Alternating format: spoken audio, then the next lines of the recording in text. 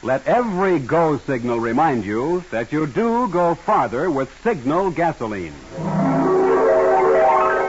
The Signal Oil Program. The Signal Oil Company and your neighborhood Signal dealer bring you another curious story by The Whistler. Tonight, murder has a signature.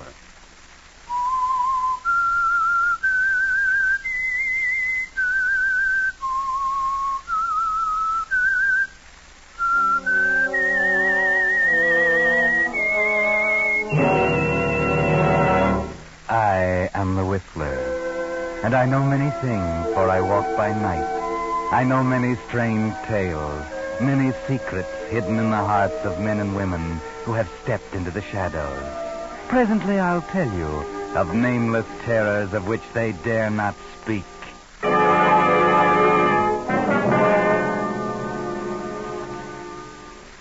But first, a little boy wants me to ask a favor of you.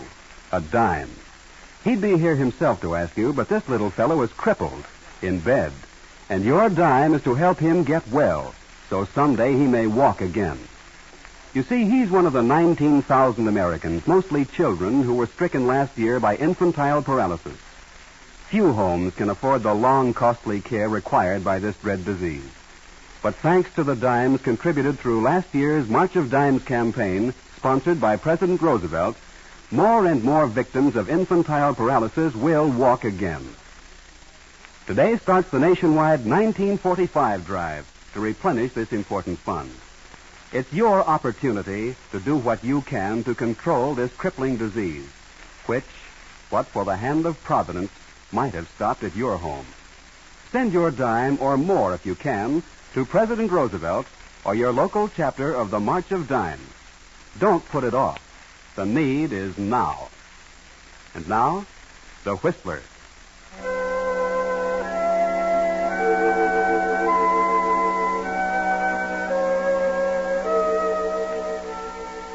It was an old house, set back in the trees a little way from the lake, and it had a miserly look about it. You could almost tell that its owner was wealthy and cranky and miserly and happy in her self-pity. And all the loneliness of her own life she took pleasure in passing on to her only companion, her servant, Martha. Martha! Martha, where are you? Martha do this, Martha do that. Always Martha. So there you are. Didn't you hear me calling you? What are you doing in the kitchen? Breakfast dishes. Breakfast dishes what? Breakfast dishes. Miss Brewer. That's better. You haven't made my room yet, and you know very well that's to be tidied before you touch a thing. Another thing. I know very well you heard me calling. Why didn't you answer me? I didn't hear you. One of your moods again, eh? And how long is it going to last this time? Oh, never mind. Take this envelope. I want you to row across the lake and place these securities in the bank. Row across? Be careful with them. They're worth a great deal of money. I want a bank receipt, too. Can you remember that? But it's 3 miles across the lake. I'll not have you wasting the motorboat gasoline. You're big and strong, and the trip won't hurt you a bit. Oh, just a minute, Martha. Yes? That dress. Where did you get it? This? Yes, that. It's one of mine, isn't it? It's an old one. I didn't think you'd care. I do care. I've told you before that I'll not have you wearing my clothes until I give them to you. Go to your room and take it off. Never any money to spend on myself. Because you're a fool with money. You with your cheap perfume and penny jewelry and frilly shirtwaists. Trying to play the lady. It's a good thing I put a stop to it. I've earned my money here. I've got a right to do what I want with it. Martha, I promised your people I'd look after you. I knew how giddy you are. Your wages are well invested. But I want pretty things while I can enjoy them. Not when I'm old. Why, you're only 10 years younger than I am, you fool. I'm nearly 60. Now go to your room. Take off my dress. No. Take care, Martha. I've had enough of this. You've had enough. How about me? I'm sick of being treated like dirt under your feet. Go to your room. And I'm sick of working for an old cheat who steals my wages. You didn't think I'd dare slap you, did you? If you only knew how I've wanted to do that. How I've dreamed of doing it. How dare you? How dare you? It was good.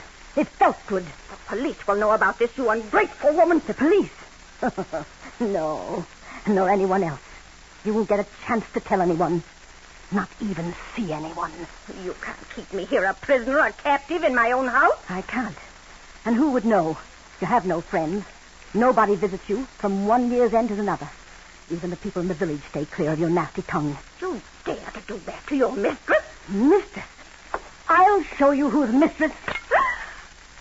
My glasses. You've broken my glasses. Yes. Do you think you can get help now? You're half blind without them. It's 8 miles by road to the village. You'd be lost in the swamps in 10 minutes. Yes, I am mistress now.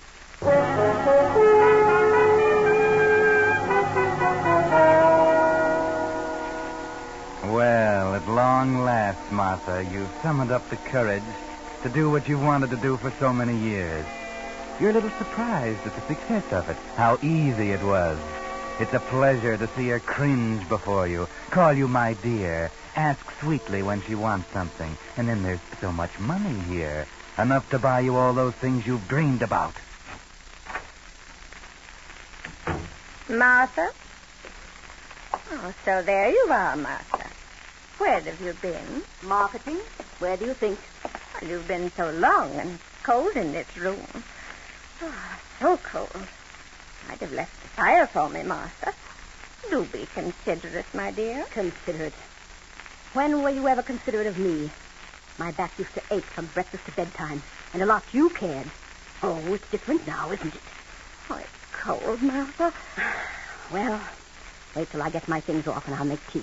You and your back. Oh, thank you, my dear. Quite a change has come over the old lady, hasn't there?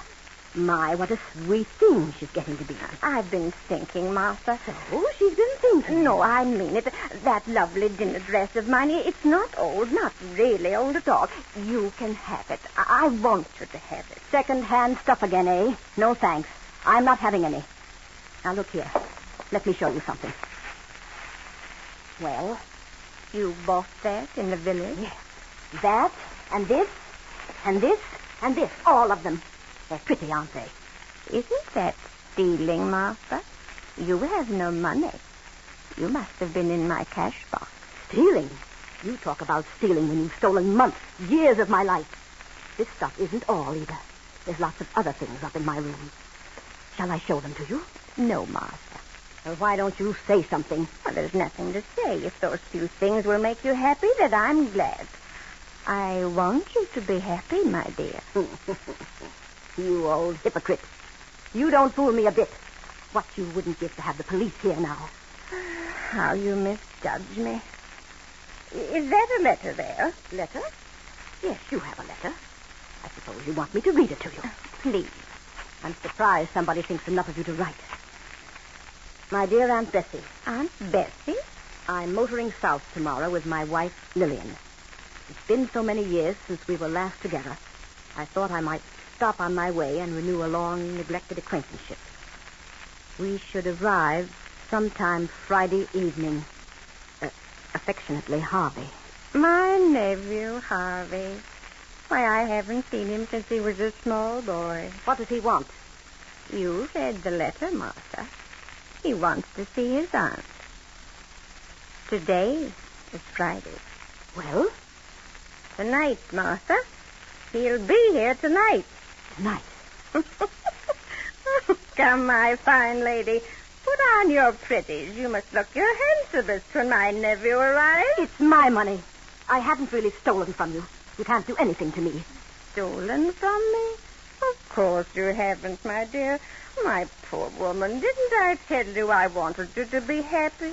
You mean you're not going to do anything about it? Well, it's all unimportant, Martha, as viewed in contrast to a greater crime. Crime? What crime? Kidnapping, Martha. Kidnapping? You held me against my will for the purpose of obtaining money. And that, under the law, constitutes kidnapping. You've held me in my own home makes not the slightest difference. I didn't hold you. I didn't.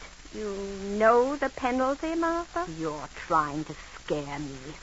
Death, Martha. No, you can't. Your nephew. I'll explain to him. Come, my dear. It was inevitable, you know. Don't look so unhappy. It isn't often I have guests, my dear. Fill the sherry decanters on the sideboard. Bring out the linens, the brewer's silver. For tonight, I entertain. You can't. I won't let you. Too late, my dear. Imagine my nephew wanting to visit me after all this time. Ironical, isn't it? 18 years. 18 years. Then he wouldn't know you. Recognize you, would he? Well, perhaps not. He could scarcely be expected to, I suppose, but... Martha, what are you thinking? Nothing, Miss Brewer. Nothing at all.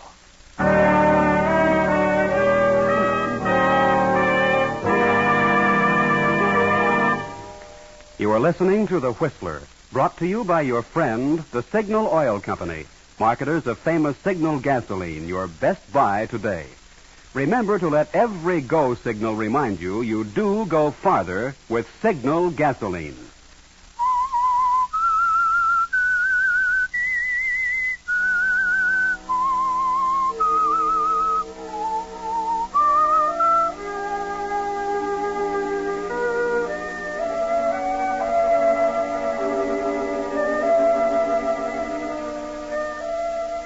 Well, the situation is a little more serious than Martha ever dreamed it might be, isn't it? Old Miss Brewer's nephew coming, and you, Martha, threatened with prison or worse. And there's not much to do about it. Or is there? Harvey will be here soon. Even now, he and his wife are driving over the muddy road up to the house. Look, Harvey, is that it through the trees? Must be. The only house we've seen for miles. And there's a light in the window. Oh, thank goodness. This is the loneliest, most dismal place I've ever... and that wind. Looks like rain. At least we beat that. I only hope she lets us in. What do you mean? Why shouldn't she let us in? Oh, I don't know, but she's a nutty old dame. I gather she doesn't think too much of me. I used to write her once in a while when I was younger, but she never once answered a letter. Well, then if you haven't even heard from her for 18 years, why should she be the guardian of your money? Well, after all, she's my only living relative, and I'm hers. Okay, here we are. I'll pull in under this tree. Not too far from the porch. It's starting to rain. Okay, Lillian, you run for it. I'll bring the bags. Well, hurry up. You'll get wet. There's no bell, huh? Never mind. That wind. Feel how the house shakes. Oh, you can see that. Hey, listen. Yeah, somebody's coming. Did you close the windows in the car? Yeah, I did. Well, please knock again, Harv. I'm cold. I tell you, I heard somebody. Yes? Well, how do you do? I'm Harvey Brewer. I know. Come in. Oh, thanks. Thank you. Follow me. This must be it, Harv. In here, please. Look, Harv, a fire. Doesn't it look wonderful? Wonderful. It's heaven. Thought I never would get warm again. Suppose I can leave the bags here for the time being. That'll be all right, won't it, miss? What do you want here? What? Oh, of course. Please tell Miss Brewer that her nephew and his wife are here. Her nephew, Harvey. I'm Miss Brewer. You? What's the matter? Naturally. How stupid of me. I should have known. I'm sorry, frightfully sorry. This is my wife, Lillian. How do you do, Miss Brewer? Why have you come? Why? Well, to see you, to pay you a visit. After all, you are my aunt, you know. Well, I must say I'd hardly expected this reception. What did you expect? Really, my dear Aunt Bessie, if I may call you Aunt Bessie. You may not. You're not wanted here. Sorry, I only thought that after all these years... I'm quite satisfied not to have any visitors. I want to be alone. Surely you don't mean that you'd turn us out on a night like this after we've come all this way. I didn't ask you to come. But now you're asking us to leave. Is that it? Well, as long as we understand each other now, we might as well settle our business now. Oh, Lillian. Business? What business? Go on, tell her, Harvey. Well, it's about my money. I want it, Aunt Bessie. Money? You came here for money? I didn't think it'd be necessary to have to come to the point so abruptly, but yes, I need money. I must have money. No, I can't give you any. After all, Aunt Bessie, it's my money, you know. You're simply holding it in trust for me. I know it's not due for another year, but the fact of the matter is I'm broke and I need it now. What's that got to do with me? Oh, it can't make any possible difference to you whether you pay it now or a year from now. And it makes a great deal of difference to me. How much is it? How much? You know very well how much it is, Miss Brewer. 10,000. I can't remember everything. I'm not well at all. You've got me all upset coming here. Oh, I'm sorry, Aunt Bessie. We didn't want to disturb you. Look, just write a check and we'll be gone. A check? Yes. I can't write you a check. I haven't got that much money in the bank. No, and I won't have either for a week, a couple of weeks. Not for 2 weeks, huh? We can wait, Harvey. Wait here? You can't wait here. We're broke, Aunt Bessie. Look, we're really broke. We've no other place to go, not even enough gas to get there if we did. Tonight, then. Tonight, as long as you can stay. Do you hear? I'll give you some cash tomorrow. And then you've got to go. I can write you a check. Are securities any good to you? Securities? Your securities? Yes, of course they are. You really mean this, Aunt Bessie? Wait. Wow. It's a worthwhile trip, Harv. Wait a minute, Mary.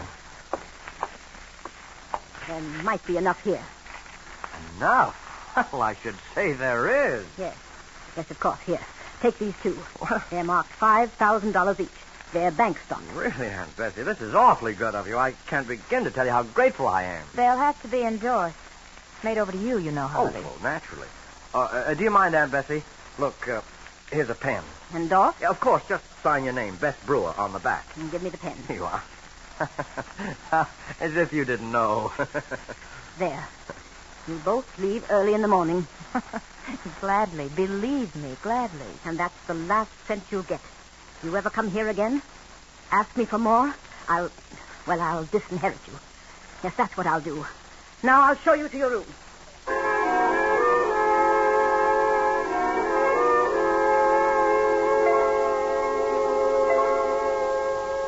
Well, things have taken quite a turn. All Harvey wanted was money, and Bess Brewer signed over $10,000 worth of bonds to him. Or did she? And what about Martha? But then Harvey doesn't know anything about Martha, and Martha doesn't really know much about Harvey and Lillian. Not enough, I'm afraid. Asleep, Harvey? Oh, no. She's very rich, isn't she? $1 million anyway. Maybe more. That's money, Harv. Yes, it is. Harvey, Hmm? did you know before tonight that you were in her will? No. No, not until she made that threat about cutting me off. You might get it all, Harv. There's no other relative. $1 million or more, you said. Oh, no. Lay that pipe down, Lil. The old girl's good for another 20 years. I won't go to sleep. 20 years. Good night, Lil. $10,000 won't keep us forever, Harv. No, We'll be broke again soon. I suppose. But we'll have one swell time getting that way. But I don't like to be broke, Harvey. You know that. Now, wait a minute. Are you threatening to leave me again? I'm only warning you, Harv. You know how I feel. That's why we came down here. Oh, is money all you ever think of? You married me with your eyes open, Harvey. I warned you then. I know. I had enough of my inheritance to keep any ordinary couple happy for a lifetime. How we went through it all, I don't know. I told you I was expensive. I don't plan to change. But I'll stay with you as I promised, as long as we can live like human beings. Like millionaires, you mean? Mm-hmm. And you might be a millionaire if you had her money. But, Lillian, what can I do? Don't you know? Good night, Harvey. You're a spoiled brat, Lil. Gosh, I often wonder why I love you. But there's nothing I wouldn't do for you. You believe that, don't you? There's nobody in the house but the three of us. I know. Just you and I and the old lady upstairs.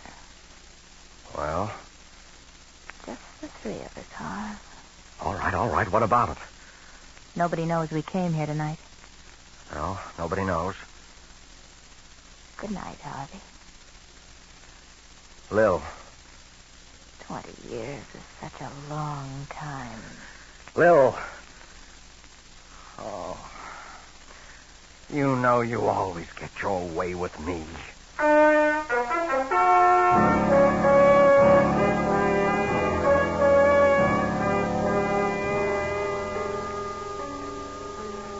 Yes, she always gets her way with you, doesn't she, Harvey? And so you didn't get much sleep that night, did you? There was too much to do. And you had to get away too early in the dark, rain or no rain. Back in the city, you think it over and try to figure if you've forgotten anything. And you wait for the news. Uh-huh. Well, it's in the paper. Already? Found her floating in the lake. They're not sure whether it's suicide or just what it is. Come on, read it. No picture? Not important enough for the city newspapers. Too far away to rate the front page. Well, what do you think? We're all right. Yeah. There's not a thing to connect us. Not a wrinkle left in the bed, not a fingerprint I didn't wipe off. We're all right. I found that letter that we wrote to her. We just simply weren't there Friday, Lil. Well, that's that. What about the securities? No, nothing doing. I tried again, but the banks won't touch them without her lawyer's endorsement. But it'll be a year or more before they settle her estate. I know. What are we going to live on in the meantime? Certainly her lawyer will verify her signature. I don't like it, Lil. All we have to remember is that we weren't there Friday.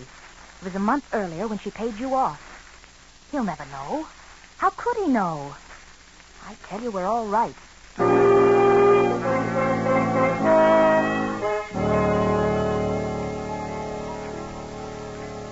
Yes, everything's all right, Harvey. Stop worrying. Just run down to your aunt's lawyer's office and get his endorsement for the money. Then wait and see what happens. Who knows what good luck may come. May I offer my condolences on your aunt's passing, Mr. Brewer? It was a great shock to me. Yes, I imagine you knew her better than I did. Perhaps. She wasn't a very friendly woman, but she was a remarkable one. And now you said you had some business with me. Yes. You see, about a month before my aunt's death, I happened to stop down there to see her. Oh? And she gave me these bank securities, $10,000 worth, the money she was holding in trust for me. But I thought... Yes, I know. It wasn't due yet, but she said she wanted me to have it anyway. And now the banks tell me that your endorsement is needed in order to cash them. Yes. That's an old routine arrangement I had with her. You'll just let me see them? Oh, yes, of course. Right here. Thank you. Let's see. Mr. Brewer, you got these securities from your aunt? Yes, I just told you. Right. And this is her signature. That's right, as you can see. You were in your aunt's presence when this endorsement was made? You saw her sign her name? Yes. Of course. We both did. I see. It may mean nothing at all. I hope for your sake it doesn't. But this is something I think the police should know about. You mean the securities? Yes. And the signature. You see, Mr. Brewer, foul play is suspected in your aunt's death.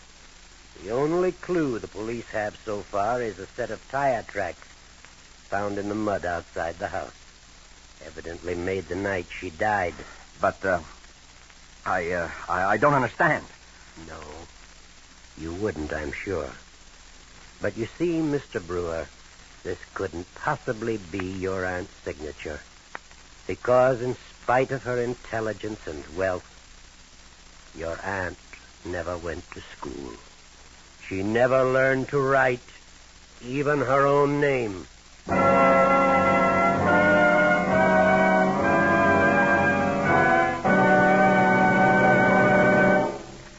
The Whistler will return in just a moment with a strange ending to tonight's story. Meantime, here's a gas-stretching tip 9 out of 10 drivers don't know about. Actual tests prove that by keeping your motor in better condition, Signal 4-Star Motor Oil not only assures longer motor life, but also helps gasoline go farther. You see, solvent refining, the latest, most costly process known to oil engineers, gives Signal 4-Star Motor Oil 7-way protection. Its pure paraffin base is the finest lubricant money can buy. Its triple-strength film clings to running parts and stands up longer. In coldest winter, it flows freely, yet retains its body when your motor's hot. Because of solvent refining, Signal 4-Star Motor Oil forms less carbon, keeps your motor cleaner, smoother, getting maximum power from every ration drop of gasoline. So you profit in two ways: in longer motor life and longer gasoline mileage when your car's protected by Signal 4-Star Motor Oil. If it's been 1,000 miles or 2 months since your last oil drain, it's time for a change to solvent-refined Signal 4-Star Motor Oil. See your friendly Signal gasoline dealer, your neighborhood headquarters for Signal products and fine quality automotive accessories. And now, back to the Whistler.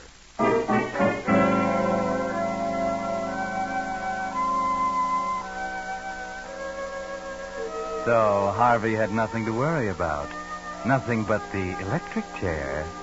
And Lillian, who had to have money to live like a human being, will spend the rest of her life behind bars.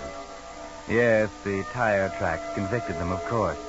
That was one clue they overlooked, and it was enough to prove that they were there that rainy night. If only you hadn't tried to cash those securities, Harvey. The securities that first pointed suspicion at you. Now they'll hang you for the wrong murder, Harvey. They'll hang you for your aunt's murder, when actually you killed Martha, the housekeeper, and dumped her body in the lake. Yes, but they haven't found her body yet, Harvey. Martha was the one who killed Aunt Bessie and threw her body in the lake. But you'll never be able to prove that now. Maybe if Martha had lived, you could have gotten out of it somehow. But not now. It was all so unnecessary, too. When you killed Martha, your aunt was already dead. And by the terms of her will, you had already inherited all of her money. Over $1 million. Too bad, Harvey. Too bad.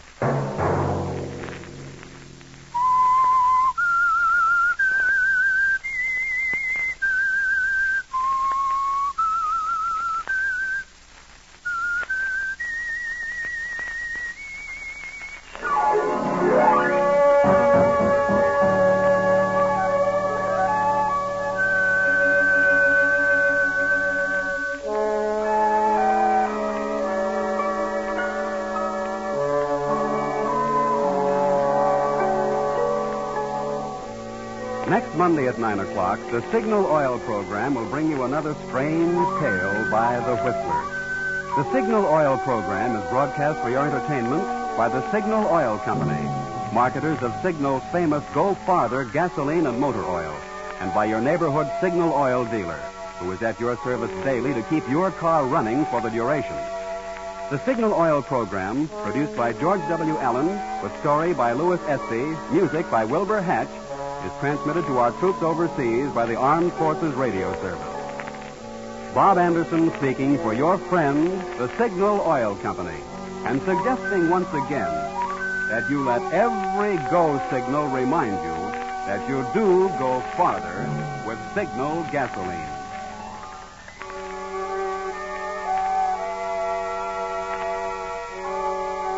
This is CBS, the Columbia Broadcasting System.